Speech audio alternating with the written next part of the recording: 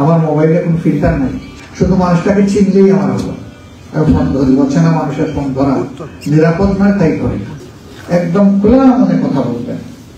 আমাদের কারো দ্বারা যদি এরকম কোনো অপরাধ হয়ে থাকে যেখানে আপনাদের সম্পদের, ইজ্জতের, জীবনের ক্ষতি হয়েছে, আমি আপনাদেরকে কথা দিচ্ছি আপনারা বিচার পাবেন এবং আমার হাত দিয়ে পাবেন ইনশাআল্লাহ, আমি যদি জীবিত থাকি। আসসালামু আলাইকুম ওয়া রাহমাতুল্লাহ। সুপ্রিয় দর্শক, বাংলাদেশ জামাতে ইসলামী সিলেট মহানগরীর উদ্যোগে হিন্দু, খ্রিস্টান, বৌদ্ধ ধর্মাবলম্বীদের সাথে মত বিনিময় সভা অনুষ্ঠিত হয়েছে। ওই সভায় প্রধান অতিথি হিসেবে উপস্থিত ছিলেন আমিরে জামান ডাক্তার শফিকুর রহমান। তিনি সেখানে অসাধারণ একটা বক্তব্য দিয়েছেন, খুবই গুরুত্বপূর্ণ একটা বক্তব্য দিয়েছেন, যা ভিডিওর শুরুতে বিশেষ অংশ আপনারা শুনলেন। তো প্রিয় দর্শক, আপনাদের প্রতি অনুরোধ রইল আপনারা আমিরে জামাতের এই পুরো বক্তব্যটা শুনবেন এবং এই বক্তব্যটা আপনাদের কাছে কেমন লেগেছে সেটাও কমেন্ট করে জানিয়ে দেবেন। তো বেশি দেরি না করে চলুন আমরা আমিরে জামাতের পুরো বক্তব্যের ভিডিওটা দেখে আসি। আসসালামু আলাইকুম, আদাব ও শুভেচ্ছা। আজকের এই রাতটি আমার জন্য একটা স্মরণীয় রাত হয়ে থাকবে। আজকের এই সভার প্রিয় সম্মানিত সভাপতি, আমার এই আপন ছোট ভাই ফখরুল ইসলাম, মঞ্চে বসা জামাত ইসলামের কেন্দ্রীয় নেতা, সহকারী সেক্রেটারি জেনারেল অ্যাডভোকেট এহসানুল মাহবুব জুবায়ের, বিভিন্ন মন্দির, পূজা কমিটি, চার্চ এবং মঠের সম্মানিত গুরুত্বপূর্ণ দায়িত্বশীল ব্যক্তিবর্গ, আপনাদের সবার প্রতি ভালোবাসা এবং কৃতজ্ঞতা জানিয়ে আমি দুটি কথা বলতে চাই। ভালোবাসা এই কারণে যে মানুষ আসলেই মানুষের জন্য, কিন্তু যে ও মানুষ সে মানুষের জন্য হয় না, সে মানুষের জন্য ক্ষতিকারক। আর মানুষ যে সে মানুষকে মানুষ হিসেবেই গণ্য করে। আমাদের দেশটি খুবই ছোট্ট একটা ভূখণ্ড, কিন্তু বিপুল সংখ্যক মানুষ আমরা এই দেশে বসবাস করি। পৃথিবীর আর এমন একটি দেশ নাই যেখানে এত ছোট জায়গায় এত বেশি মানুষ বসবাস করে। দুনিয়ার সবচেয়ে থিকলি পপুলেটেড কান্ট্রি হচ্ছে বাংলাদেশ, ঘনবসতির দেশ। এখানে কার্যত আমরা 4টি ধর্মের মানুষ পাশাপাশি বসবাস করি। মুসলমানরা আছেন, সনাতন হিন্দু ধর্মের আছেন, খ্রিস্টান ধর্মের লোকেরা আছেন, বৌদ্ধ ধর্মের লোকেরা আছেন। আমরা প্রাইমারি স্কুল থেকে শুরু করে সর্বোচ্চ বিদ্যাপীঠ পর্যন্ত একই বেঞ্চে পাশাপাশি বসে লেখাপড়া করি। বাজারে যখন যাই বাজার করার জন্য সওদা কিনতে, তখন দেখি না কোনটা মুসলমানের দোকান আর কোনটা হিন্দুর দোকান। আমার প্রয়োজন অনুযায়ী যেখানে আমি উত্তম ব্যবস্থা পাবো আমি ওখানেই যাই। আমি যখন হাল চাষ করতে যাই তখন পাশের জমি কোন ভদ্রলোকের এটা আমার দেখার বিষয় না, বরঞ্চ আমার গরুর পাটা যাতে ওই জমিনে না যায় সেটা আমার সতর্কতার বিষয়। প্রয়োজন অনুযায়ী আমরা সামাজিক বিভিন্ন অনুষ্ঠানে পরস্পরকে আমরা দাওয়াত, নিমন্ত্রণ, আহ্বান জানাই এবং অনেকেই আমরা সাড়া দিই। বাংলাদেশটা এরকমই একটি সাজানো ফুলের বাগান, এটা যুগ যুগ ধরে চলে আসছে। তবে এক মায়ের 5 সন্তান হলেও 5 জনের চিন্তা এবং চরিত্র এক ধরনের হয় না, ক্যাপাসিটিও এক ধরনের থাকে না, মানুষে তারতম্য থাকে। সবচেয়ে নিষ্কর্মা যে সেই দেখবেন পরিবারে ফুসফাস করে বেশি, আর তার প্রতি মা সবচেয়ে দুর্বল। যদি তাকে জিজ্ঞেস করেন যে ডিস্টার্বিং এলিমেন্টস এর ব্যাপারে আপনি এত দুর্বল কেন, বলে যে ওর তো কিছু করার সামর্থ্য নাই, মা হিসাবে আমি তো তাকে ফেলে দিতে পারি। বাকিরা তো বুঝে আমার সামর্থ্যবান ছেলে। প্রত্যেক সমাজে এরকম কিছু বিচিত্র ধরনের প্রাণী মানুষ থাকে। এটি শুধু বাংলাদেশ না, আমরা যদি উপমহাদেশের দিকে তাকাই একই চিত্র, দুনিয়ার দিকে তাকাই একই চিত্র। হয়তো আপনারা মিডিয়ায় দেখেছেন, গতকাল আমি ঢাকায় খ্রিস্টান সম্প্রদায়ের একটি বড় চার্চে তাদের সাথে মিলিত হয়েছে। তো তারা এই ধরনের কিছু কষ্টের কথা তুলে ধরেছিলেন এবং এক পর্যায়ে বলে ফেললেন যে এগুলা যখন হয় তখন আপনাদের দিকে যায়, আমাদের দিকে যায় কেন? আমরা কি এগুলা করি বলে আপনি বিশ্বাস করেন? তো না, বিশ্বাস করি। তো আপনি বিশ্বাস না করলে আমাদের দিকে যায় কেন? বলে যে তারপরেও যায়। আমি আচ্ছা বলেন তো, নিউজিল্যান্ডের ক্রাইস্ট চার্চে 180 জন মানুষকে খুন করেছিল একজন খ্রিস্টান ভদ্রলোক। তাই বলে কি আমরা বলবো যে সমস্ত খ্রিস্টানরা খুনি? না, তাকে বলা যায়। দোষ যে করেছে তাকেই আইনের আওতায় এনে তার প্রাপ্য শাস্তি সংজ্ঞা দেওয়া হচ্ছে সমাজের দায়িত্ব। এটা যখন দেওয়া হয় তখন কিন্তু অপরাধের রাস্তা বন্ধ হয়। সেদিন নিউজিল্যান্ডের প্রধানমন্ত্রী একজন খ্রিস্টান ধর্মের অনুসারী হওয়া সত্ত্বেও এবং এক পর্যায়ে মুসলমানদেরকে আক্রান্ত এবং মজলুম দেখেছিলেন। এই জন্য তিনি মুসলমানদের পোশাক পরে তাদের ওখানে গিয়ে বলেছেন, আমি মুসলমান, এখন কেউ পারলে আমারে মারুক। আমি তাকে ধন্যবাদ জানাই। তার এই সিম্পেথি, তার এই রাষ্ট্রীয় দায়িত্ব, তার এই মানবিকতা তিনি যেভাবে দেখিয়েছেন, তিনি সমস্ত দুনিয়ার যারা শান্তিপ্রিয় মানুষ সকলের অন্তর তিনি জয় করেন। আমারও শ্রদ্ধা তার প্রতি এসেছে, কারণ তার কাজটা তাকে শ্রদ্ধা করার মতোই। তো যে খুনি সেও খ্রিস্টান, আর যিনি প্রশান্তি যোগালেন তিনিও খ্রিস্টান। ধর্মটা কিন্তু এখানে দায়ী নয়, ব্যক্তিটা দায়ী। আমাদের দেশে স্বাধীনতার আগে কি হয়েছে আমি খুব ভালো বলতে পারবো না, কারণ তখন আমার বয়স 12 বছরের চেয়ে একটু বেশি। আমি একদম শিশু, আমি বুদ্ধা নই, সমাজকে স্টাডি করার আমার সেই বয়স তখন ছিল না। কিন্তু দেশের স্বাধীনতার পরে যেটুকু দেখেছি, কোন সরকারের আমলে বাড়াবাড়ি কোথাও থামে, এবং সেই বাড়াবাড়ির শিকার সুনির্দিষ্ট কোন ধর্মের মানুষের আমল নেই। সকল ধর্মের মানুষের এই বাড়াবাড়ির শিকারে পরিণত হয়েছে। কিন্তু এটা সত্য যে এই এক সময় বাংলাদেশে যে পরিমাণ ভিন্ন ধর্মের মানুষ ইসলাম ধর্ম ছাড়া ছিলেন, সেই পার্সেন্টেজটা এখন নেই, এটা হ্রাস পেয়েছে। এটা দুটি কারণ। একটা কারণ হলো যারা ক্ষতিগ্রস্ত হয়েছে তারা সম্মানের ভয়ে দেশ ছেড়ে চলে গেছে। আরেকটি কারণ হয়তো বা বার্থ রেটের দিক থেকে তারা একটু পিছনে থাকতে পারে, আমি জানি না, ওইটা আমি হিসাব করতে পারি। 2014 সালে যখন আমাদেরকে অনেকগুলো বিষয়ের দায়ী কারণ হলো যারা ক্ষতিগ্রস্ত হয়েছে তারা বক্তব্য দিয়েই যাচ্ছিল, তখন আমি জাতিসংঘের হিউম্যান রাইটস কমিশনকে একটা চিঠি দিয়েছিলাম যে এই বিষয়ে আমরা উদ্বিগ্ন। আমরা চাই জাতিসংঘের আন্ডারে একটা নিউট্রাল ইনকোয়ারি কমিটি হোক। স্বাধীনতার পর থেকে আজ পর্যন্ত যতগুলা ভায়োলেন্স হয়েছে সবগুলা নিউট্রাল এবং ক্রেডিবল ইনকোয়ারি হোক, আমরা সর্বাত্মক সহযোগী।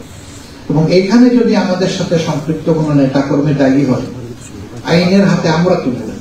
আমি 2 মাস অপেক্ষা করার পরে যখন তার কোনো রেসপন্স পেলাম না, আমি আবার সফট রিমাইন্ডার দিলাম। তারপরে তারা আমাকে রিপ্লাই করলো যে কোন দেশ যদি সরকারের পক্ষ থেকে আনুষ্ঠানিকভাবে আমাদেরকে এই ধরনের কোন রিকোয়েস্ট করে তখন আমার বিষয়টা বিবেচনায় নেই। এর বাইরে আমাদের কনভেনশনের কারণেই আমরা কারো রিকোয়েস্ট নিতে পারি না, তাহলে আমার আর কিছু করার নেই। কারণ ওই সরকারের উপরে তো আমার বিশ্বাস নেই। আমি তো বলবো না যে ওই সরকার ইনকোয়ারি করবে।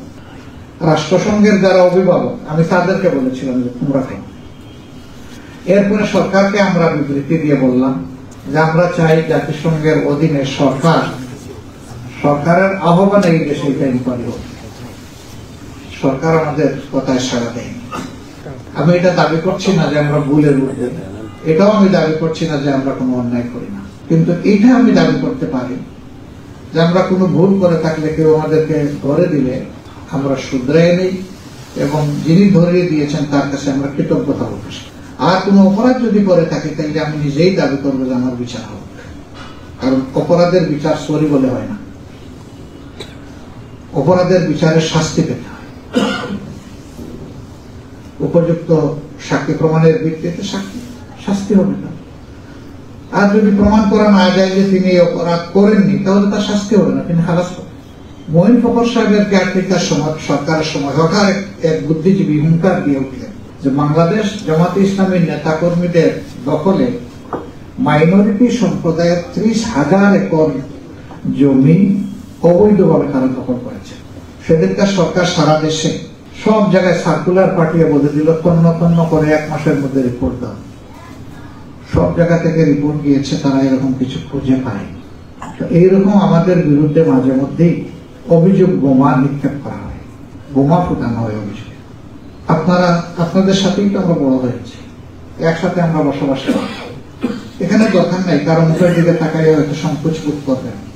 আমি খুবই ইজিলি অ্যাপ্রোচেবল এবং রিচেবল। আমার মোবাইলে কোনো ফিল্টার নাই, শুধু মানুষটাকে চিনলেই আমার হলো। ফোন ধরি, অচেনা মানুষের ফোন ধরা নিরাপদ নয়, তাই ধরি। একদম খোলা মনে কথা বলবেন, আমাদের কারো দ্বারা যদি এরকম কোনো অপরাধ হয়ে থাকে যেখানে আপনাদের সম্পদের, ইজ্জতের, জীবনের ক্ষতি হয়েছে, আমি আপনাদেরকে কথা দিচ্ছি আপনারা বিচার পাবেন এবং আমার হাত দিয়ে পাবেন ইনশাআল্লাহ, আমি যদি জীবিত হই। দ্বিতীয় যে কথাটি বলতে চাই, দলীয় ব্যাপার এখানে রেখে দিলাম। শেখ মুজিবুর রহমান সাহেব 72 সালে একটা কথা বলে একটা ঝামেলা ফেলে দিয়েছেন আমাদের। তিনি বলেছিলেন এই দেশে যারা বসবাস করবে তাদেরকে বাঙালি হয়েই থাকতে হবে।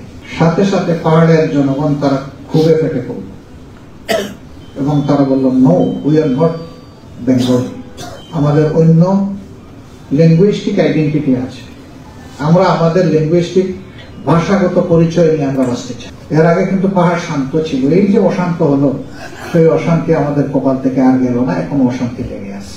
এখন শুধু পাহাড়ি আর সমতলের লোকদের জীবন পরস্পরের সংঘাতে যায় না, এখন পাহাড়ি লোকদের নিজেদের মাঝেও ইনফাইটে বিভিন্ন সাব গ্রুপের মাঝে অনেকগুলা মূল্যবান জীবন চলে পড়ে।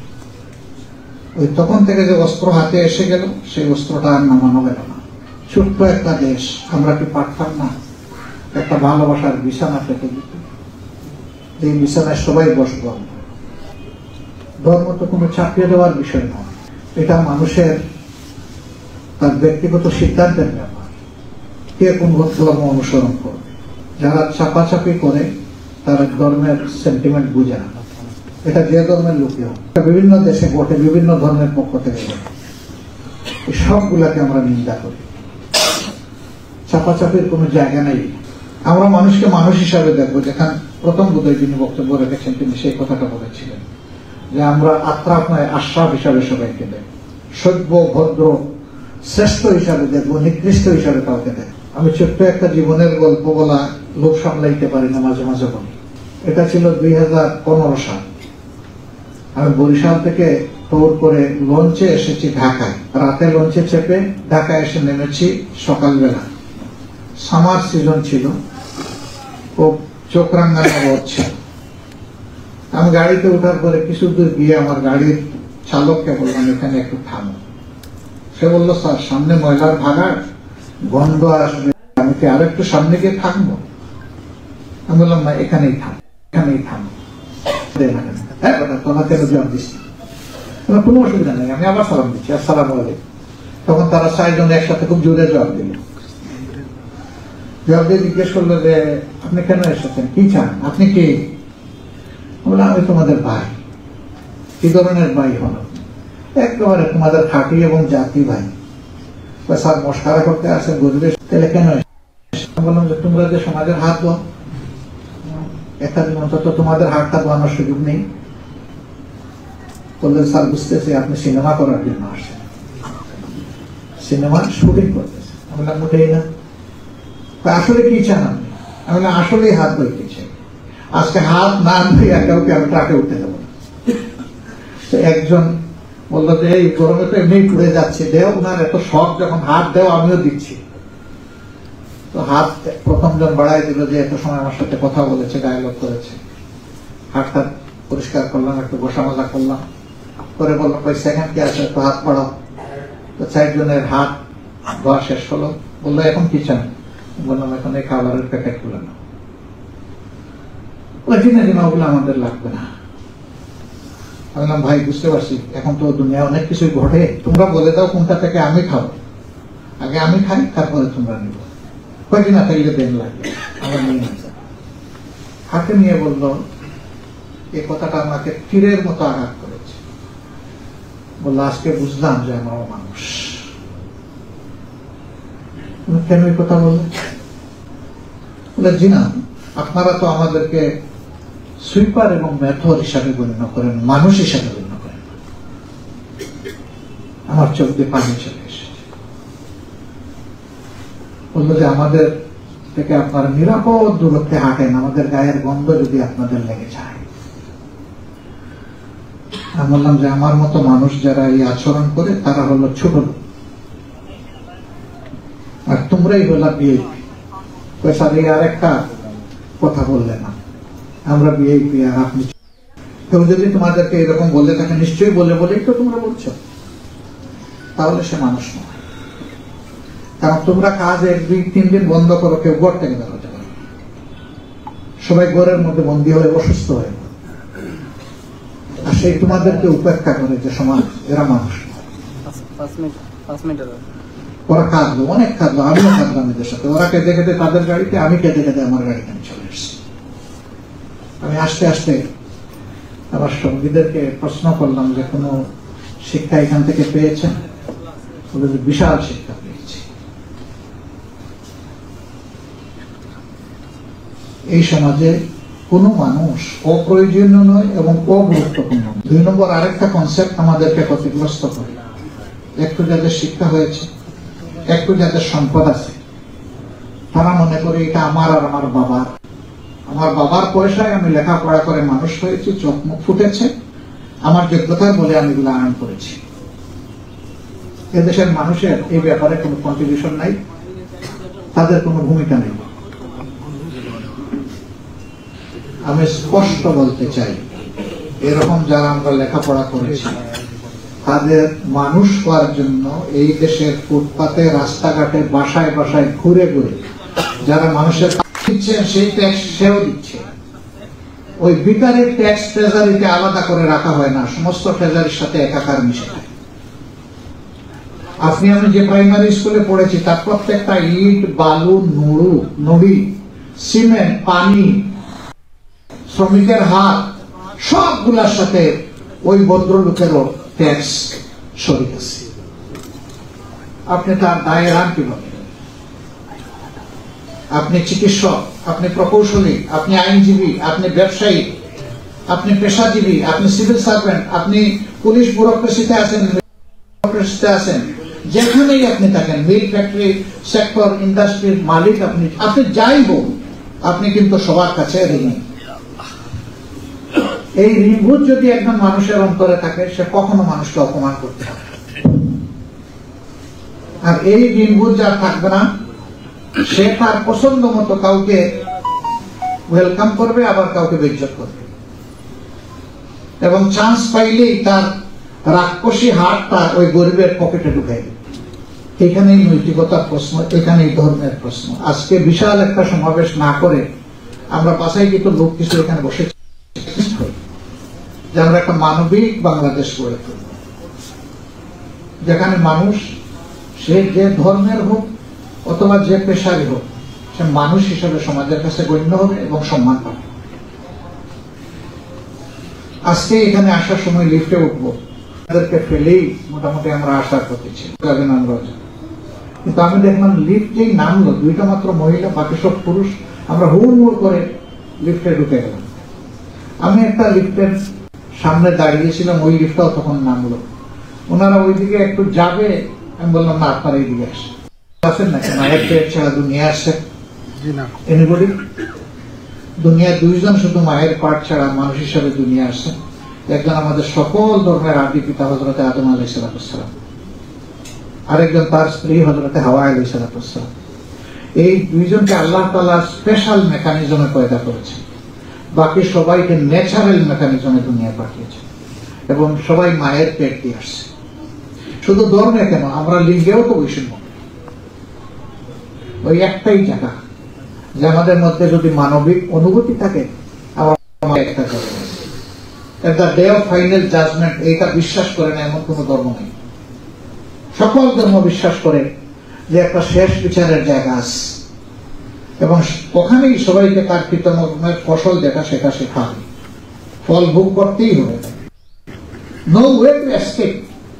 ওখান থেকে পাশ কাটাই যাওয়ার কোন রাস্তা কারোর জন্য খোলা থাকে যদি তিনি মানুষ হন। 2টা জাতির জন্য শাস্তি নির্ধারিত, একটা মানুষ আর একটা জিন জাতি। এই 2 জাতিকে আল্লাহ বিবেকের, বিচক্ষণতার নিয়ামত দান করেছেন, আর কাউকে দেন, অন্য কোনো প্রাণীর নাই। এই জন্যই আমাদের চাইতে অনেক শক্তিশালী প্রাণীকে আমার অধীন করে দিয়েছেন আল্লাহ তাআলা, বাঘ, ভালুক, সিংহ। আর মানুষের কাছে আল্লাহ একটাই চেয়েছেন, তোরা মানুষ হয়। স্বাধীনতার পরে একটা ছবি, তখন ছবি দেখতাম, আমি ইসলামের জন্য সংগঠন করতাম, একটা ছবির নাম ছিল আবার তোরা মানুষ। কোন প্রেক্ষাপটে সেটা হয়েছিল তখনকার যারা তারা জানেন, আমি আর ওইদিকে যাচ্ছি না।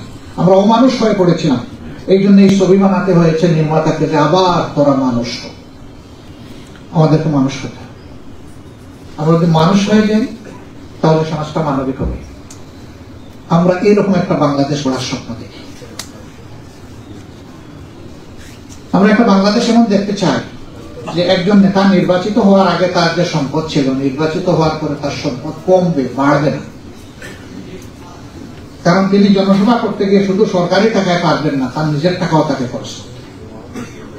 এবং সরকারি দায়িত্বে নিয়োগ পাওয়ার পর থেকে তিনি আর নিজের দিকে খেয়াল দিতে পারবেন না। তখন জনগণের এমপি, প্রথমবার এমপি হওয়ার আগে কারো সম্পদ ধরেন 1 কোটি ছিল, 5 বছর পরে দ্বিতীয়বার তিনি তার স্টেটমেন্ট জমা দিচ্ছেন সম্পদের, সেখানে তিনি বলতেছেন এখন তিনি 26 কোটি টাকার মালিক।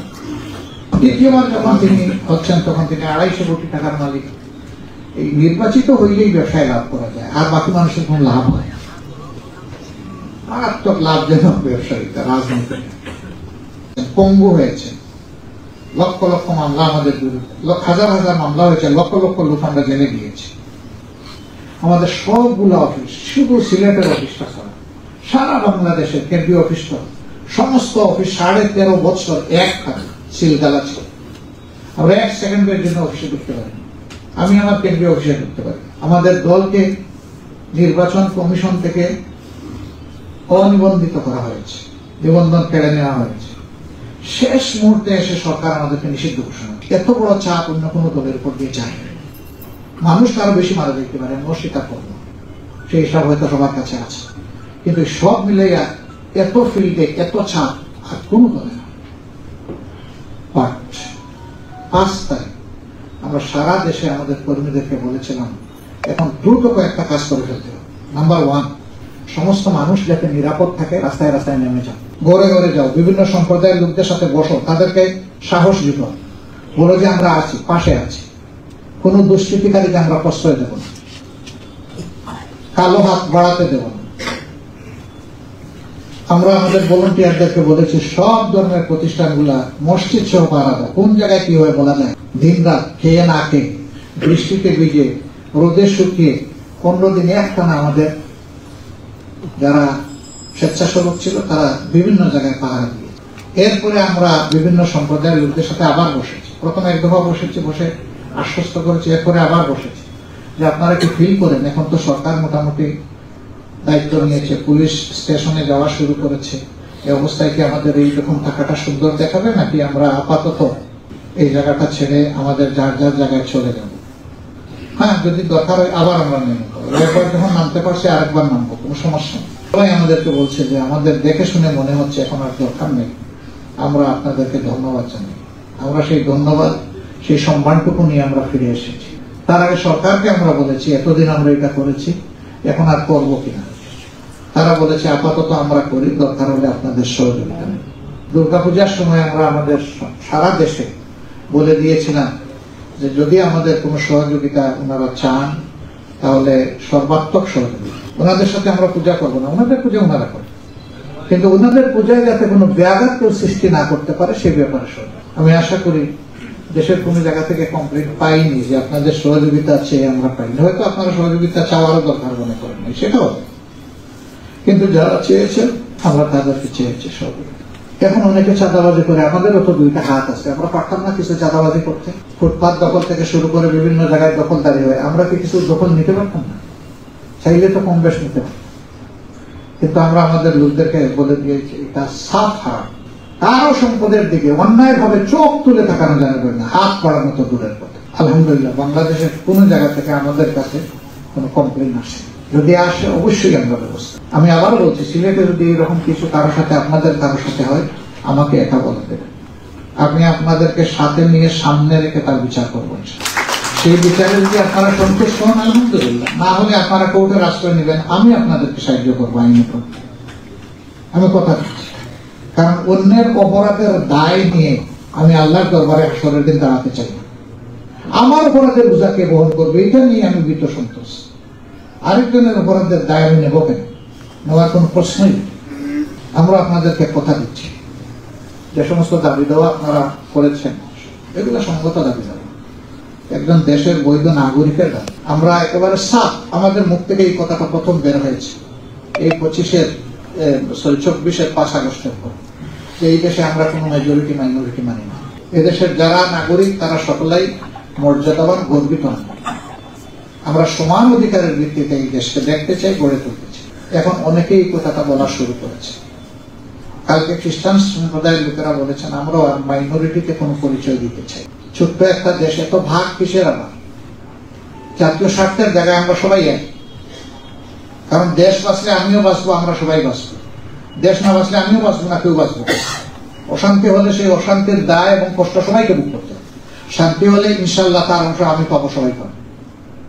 আমরা একটা শান্তিপূর্ণ, সমৃদ্ধির, মানবিক বাংলাদেশ করতে চাই।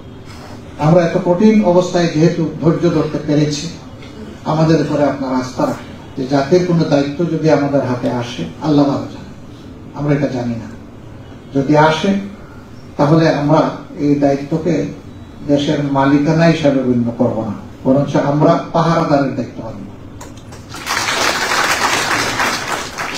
আমি এবং আমার সহকর্মীদের সম্পদ বাড়বে না, কমবে। মানুষের সেবা করতে গেলে সম্পদ নিজে কাউ খরচ করতে হবে, পকেটে হাত দিয়ে। একমাত্র সংগঠন কোন জায়গার বস্তা বস্তা টাকায় চলে না। আমাদের সংগঠনটা আমাদের সাথে সম্পৃক্ত, আমাদের সকল সহকর্মীরা প্রতি মাসে নিয়মিত একটা পরিমাণ দিয়ে এই সংগঠন কার্যক্রম চালায়। এই কার্যক্রমের একটা অংশ হচ্ছে আমাদের মানবিক কার্যক্রম, সামাজিক কার্যক্রম। দেখবেন যেখানেই বড় কোনো দুর্ঘটনা ঘটেছে সবার আগে আমাদেরকে পাবে না।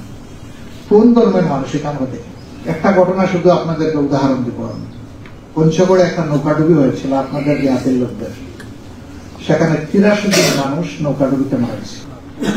আমি সেই এলাকার আমাদের যারা রেসপন্সিবল পার্সন তাদেরকে ফোন দিয়ে বললাম, ফেসবুকে দেখতেছি, অনেক সময় ফেসবুকের সবকিছুতে আস্থা রাখা যায়, এরকম কিছু ঘটছে কিনা। ওরা বললো যে আমরাই তো জানি, এখন খোঁজ নেন, খোঁজ নিয়ে আমাকে জানাবেন। 1 ঘন্টা পরে তারা বললো যে ঘটনা সঠিক। আমি ওই অঞ্চলে কেন্দ্র থেকে যিনি দেখাশোনা করেন তাকে বললাম যে এরকম একটা ঘটনা আপনি জানেন কি? না, আমি জানি না। আমি বললাম যে আমি জেনেছি এটা সঠিক, সেখানে আমাদের যাওয়া প্রয়োজন কিনা। তিনি বললেন যে আমি কেবল আজকে আসলাম, তো 2 দিন পরে গেলে হয় কিনা, কোনো অসুবিধা নেই। আমি আমার পিএস কে বললাম যে 2টা টিকিট করো আগামীকালকে, আমি সৈয়দপুর হয়ে পঞ্চগড় যাবো। ওনাকে রাতের বেলা বললাম যে আপনি ক্লান্ত হয়ে এসেছেন, আপনার যাওয়া লাগবে না, ওখানে যারা আছে শুধু এয়ারপোর্ট থেকে আমাকে রিসিভ করতে বলবেন। উনি কি আমার বলার পরে আর বসে থাকতে পারে? উনিও গাড়ি উস্কানি নিয়ে আমার সাথে আমরা গিয়েছি, গিয়ে তাদেরকে স্বর্গে পাঠাইতে পারি নাই পরিবারগুলাকে, কিন্তু গিয়ে বলেছি যে আমরা আপনাদের ভাই, আপনাদের এই বিপদে আমরা আছি, আপনাদের পাশে আছি। আমাদের সামর্থ্য অনুযায়ী তাদের পাশে আমরা দাঁড়ানোর চেষ্টা করেছি। এটাতে তাদের ওই ক্ষতি পোষাবে না, কিন্তু ভিতরের মধ্যে একটা আস্থা তৈরি হয় যে এই সমাজে কিছু মানুষ অন্তত এখনো বেঁচে আছে যে মানুষকে নিয়ে চিন্তা করে, মানুষের সুখ আমরা দেখেছি তারা মানুষ। এরকম অনেক ঘটনা আছে, আমি ওগুলো বলে আপনাদের সময় নষ্ট করতে চাই না। এর অর্থ কি? এর অর্থ হচ্ছে যে আমরা সরকারের বাইরে থাকলেও, আমরা নির্যাতিত হলেও আমরা আমাদের মানবিক অনুভূতিটা আমরা বিসর্জন দিইনি। তো সরকার আওয়ামী লীগ ছিল। আমি যখন গিয়েছি রেলমন্ত্রীর বাড়ি ওই জায়গায়, তিনি তখন ওই স্পটেই আমি তাকে গিয়ে পেয়েছি। আমি জিজ্ঞেস করেছি যে আপনাদের ঘরে ঘরে বাড়িতে বাড়িতে কেউ এসেছেন কি, কোন দলের অথবা সরকারের কোন প্রতিনিধি? তারা সকলে বলেছে না, কেউ আসেন। বলছে আসবে। যেহেতু আমি ঘন্টা বাজাইয়ে দিচ্ছি, এখন সবাই দৌড়ে আসবে, আর কোনো অসুবিধা হবে না। এবং আমি সবাইকে আহ্বান জানিয়েছিলাম সরকারকেও আসা উচিত, এবং যারাই বিত্তশালী মানুষ হিসেবে তাদেরও আগে আসা উচিত। তারপরে অনেকে গিয়েছে, সরকারও গিয়েছে। আমরা সকলকে ধন্যবাদ জানাই। ভালো কাজে আমরা চাই না যে সব কাজ আমরাই করে ফেলি, এবং এটা সম্ভব। ভালো কাজটা সবাই মিলেই করতে হয়। এখানে হীনমন্যতার কোন জায়গা নেই যে ক্রেডিট শুধু আমার হোক আর কারো দরকার নেই। এখানে ক্রেডিটের ব্যাপার না, এটা মানবিকতার ব্যাপার। আমরা যদি সেই রকম একটা স্বপ্নের বাংলাদেশ গড়তে চাই, আমরা কি পারবো? কি মনে করেন আপনারা? আমরা সবগুলো হাত একত্রিত করে পারবো না? আমরা হাতগুলাকে এইরকম করতে পারি না যে এক মোহনায় আমাদের হাত, জাতীয় স্বার্থে আমাদের হাত একটা থেকে আর একটা কখনো বিচ্ছিন্ন হবে না। আমার অন্তরে আমার ধর্ম থাকবে, আমার দল থাকবে, সব থাকবে, কিন্তু সবকিছুর পর মানবতা এবং আমার জাতি থাকবে। এটা যদি আমরা এসার্ট করতে পারি, তাহলে একটা স্বপ্নের প্রত্যাশা, শান্তির মানবিক বাংলাদেশ গড়া যাবে ইনশাআল্লাহ। আমি আপনাদের কাছে আবার কৃতজ্ঞতা জানাই। আপনারা সকলেই ভ্যালুড পার্সন, গুরুত্বপূর্ণ ব্যক্তিবর্গ। আপনারা আপনাদের গুরুত্বপূর্ণ সময় আপনারা ত্যাগ স্বীকার করে আমাদের তাকে সম্মান করে ভালোবেসে এখানে এসেছেন। এই সম্মান এবং ভালোবাসার কোন প্রতিদান আমাদের হাতে নাই, আমাদের সকলের স্রষ্টার কাছে আমি মিনতি জানাই, আল্লাহ যেন আপনাদের সকলকে উত্তম প্রতিদান দান করে এবং আমাদের হার্ট গুলো যেন মানবিক হার্ট হয়, তাহলে এই দেশের স্পন্দন জাগবে, মানবিকতার স্পন্দন এবং একটা শান্তিপূর্ণ বাংলাদেশের স্পন্দন। আর আমাদের দেশটাই হবে বিশ্বের ঈশ্বরীয় একটা সুন্দর দেশ। লড়াই চালিয়ে যাব যতক্ষণ পর্যন্ত আমাদের এই উদ্দেশ্য পূরণ হবে না। আল্লাহ আমাদের সহায় হোক। সবাইকে আবারও সালাম, আবারও আদাব, আবারও শুভেচ্ছা। দর্শক, আপনারা আমিরে জামাতের পুরো বক্তব্যের ভিডিওটা দেখলেন। তো আমিরে জামাতের আজকের এই ভিডিওটা আপনাদের কাছে কেমন লেগেছে তা কমেন্ট করে জানিয়ে দিবেন। নিত্য নতুন এরকম জামাত শিবিরের ভিডিও পেতে অবশ্যই আমাদের চ্যানেলটা সাবস্ক্রাইব করে রাখবেন। আজকের ভিডিও এই পর্যন্তই। সকলকে ধন্যবাদ। আসসালামু আলাইকুম ওয়া রাহমাতুল্লাহ।